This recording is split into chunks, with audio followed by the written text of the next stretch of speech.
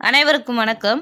8ஆம் வகுப்பு இயல் 9 சட்டமேதை அம்பேத்கர் உரைநடை பற்றியும் அணி இலக்கணம் பற்றியும் படிக்க போகிறோம். சட்டமேதை அம்பேத்கர் அவரை பற்றி தேர்வு நோக்குல நம்ம பாடப்பகுதியில் இடம்பெற்றிருக்கிற சில தகவல்கள் மட்டுமே நாம் படிக்க போகிறோம். இந்திய அரசியல் சாசனத்தின் தந்தை என அழைக்கப்படுபவர் பீமாராவ் ராம்ஜி அம்பேத்கர்.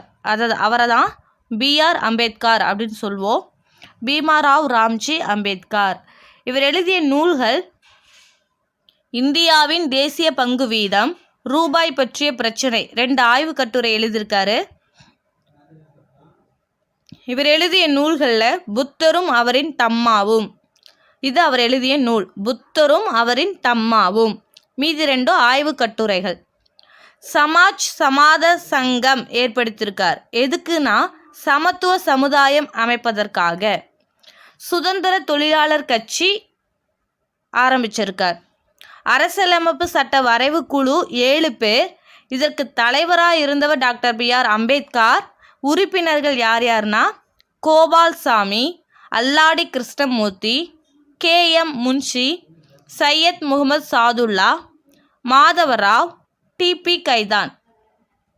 1990 பாரத ரத்னா விருது வாங்கியிருக்கார். இவருக்கான இந்த உரைநடைக்கான மதிப்பீடு படிக்கலாம்.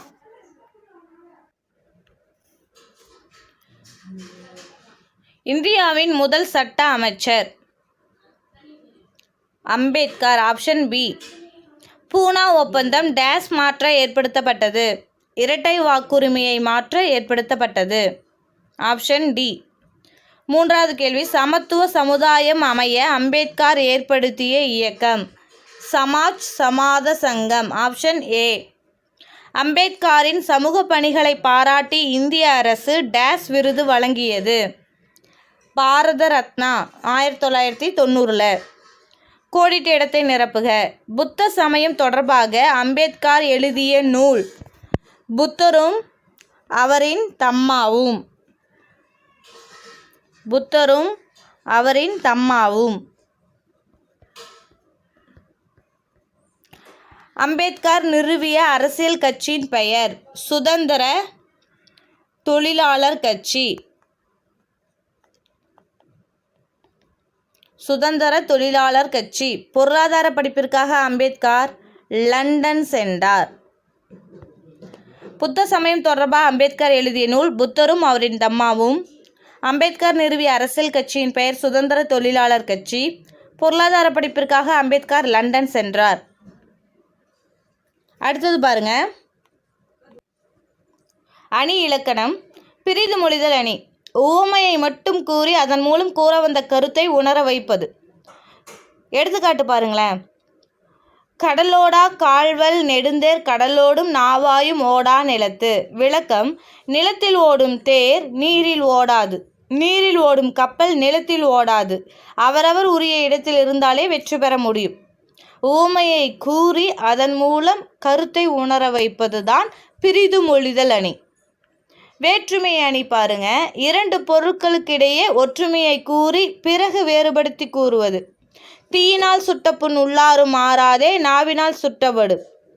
நெருப்பு கடுஞ்சொல், 2மே சுடும், இது ஒற்றுமை. நெருப்பினால் பட்ட காயம் ஆறும், கடுஞ்சொல்லால் சொன்ன காயம் ஆறாது, இது வேற்றுமை.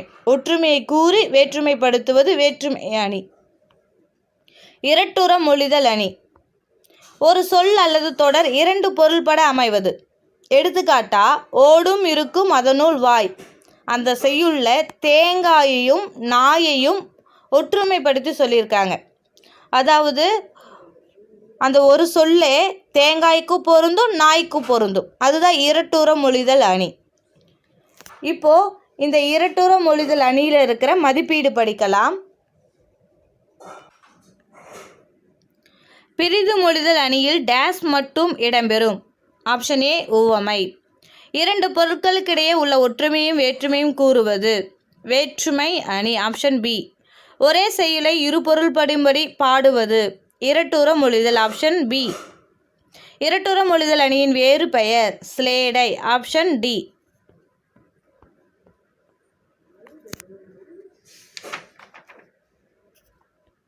இங்கே பாருங்கள், கோடிட்ட இடங்களை பொருத்தமான சொற்களால் நிரப்புக. சிறுமி தனது கையில் மலர்களை வைத்திருந்தால். தனது. அம்பேத்கர் ஒடுக்கப்பட்ட மக்களின் உயர்வுக்காக தமது உழைப்பை நல்கினார். தமது. உயர்ந்தோர் டேஸ் புகழ்ந்து கொள்ள மாட்டார்கள். தம்மை தாமே.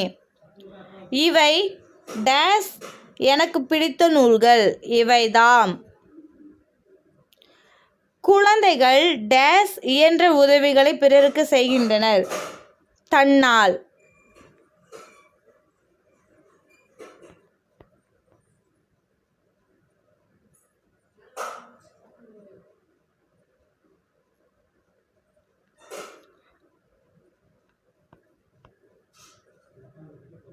இங்கே பாருங்க, பின்வரும் வினாக்களை படித்து இரு வினாக்களுக்கு ஒரு விடை தருக. குழம்பும் கூட்டும் மணப்பது ஏன்? குருதி மிகுதியாய் கொட்டுவது ஏன்? பெருங்காயத்தால். அந்த மாதிரி. ஆடை நெய்வது எதனாலே? அறிவை பெறுவது எதனாலே? நூல்கள். மாடுகள் வைக்கோல் தின்பது எங்கே? மன்னர்கள் பலரும் இறந்தது எங்கே? போரில். கதிரவன் மறையும் நேரம் எது? கழுத்தில் அழகாய் சூடுவது எது? மாலை. வானில் தேய்ந்து வளர்வது எது? வாரம் 4 கொண்டது எது? திங்கள். திங்கள்னா நிலான்னு அர்த்தம். ஆடை நெய்வது எதனாலே? அறிவை பெறுவது எதனாலே? நூல்கள். மாடுகள் வைக்கோல் தின்பது எங்கே? மன்னர்கள் பலரும் இறந்தது எங்கே? போரில். கதிரவன் மறையும் நேரம் எது? கழுத்தில் அழகாய் சூடுவது எது? மாலை. வானில் தேய்ந்து வளர்வது எது? வாரம் 4 கொண்டது எது? திங்கள். கலைச்சொல் அறிவோம். குறிக்கோள் ஆப்ஜெக்டிவ். நம்பிக்கை கான்ஃபிடன்ஸ். முனைவர் பட்டம் டாக்டரேட். வட்டமேஜை மாநாடு ரவுண்ட் டேபிள் கான்ஃபரன்ஸ். இரட்டை வாக்குரிமை டபுள் ஓட்டிங். பல்கலைக்கழகம் யூனிவர்சிட்டி. ஒப்பந்தம் அக்ரிமெண்ட். அரசியல் அமைப்பு கான்ஸ்டியூஷன். அவ்வளோதான், நம்ம படிச்சிட்டோம். கண்டிப்பாக உங்களுக்கு பிரயோஜனமாக இருக்கும்னு நினைக்கிறேன். மீண்டும் அடுத்த வகுப்பில் உங்களை சந்திக்கிறேன். நன்றி.